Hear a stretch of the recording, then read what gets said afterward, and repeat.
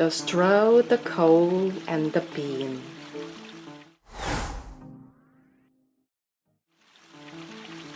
In a village dwelt a poor old woman who had gathered together a dish of beans and wanted to cook them.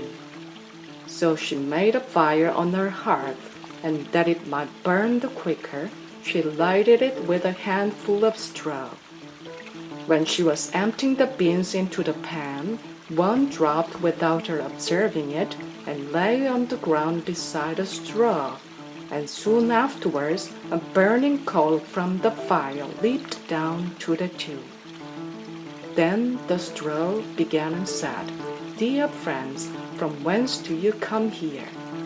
The coal replied, "I fortunately sprang out of the fire, and if I had not escaped by sheer force, my death would have been certain. I should have been burnt to ashes." The bean said, "I too have escaped with a whole skin, but if the old woman had got me into the pan, I should have been made into broth without any mercy, like my comrades." "And would a better fate have fallen to my lot?" asked the straw. "The old woman has destroyed all my brothers in fire and smoke. She seized 60 of them at once and took their lives.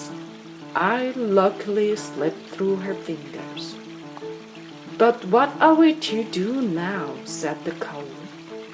"I think," answered the bean, "that as we have so fortunately escaped death, we should keep together like good companions, and lest a new mischance should overtake us here, we should go away together and repair to a foreign country."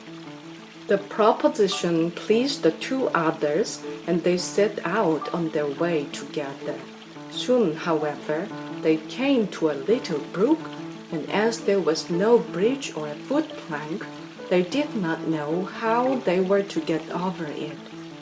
The straw hit out a good idea and said, "I will lay myself straight across, and then you can walk over on me as on a bridge." The straw therefore stretched itself from one bank to the other, and the coal, who was of an impetuous disposition, tripped quite boldly onto the newly built bridge. But when she had reached the middle and heard the water rushing beneath her, she was after all afraid and stood still and ventured no further.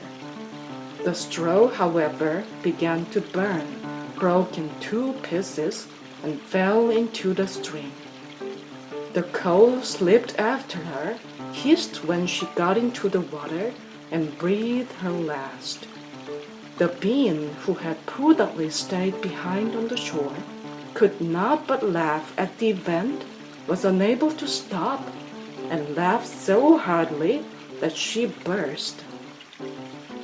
It would have been all over with her likewise if, by good fortune, a tailor who was traveling in search of work had not sat down to rest by the brook.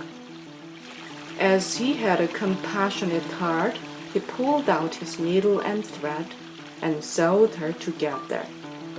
The bean thanked him most prettily, but as the tailor used black thread, all beans since then have a black seam. End of The Straw, the Coal, and the Bean.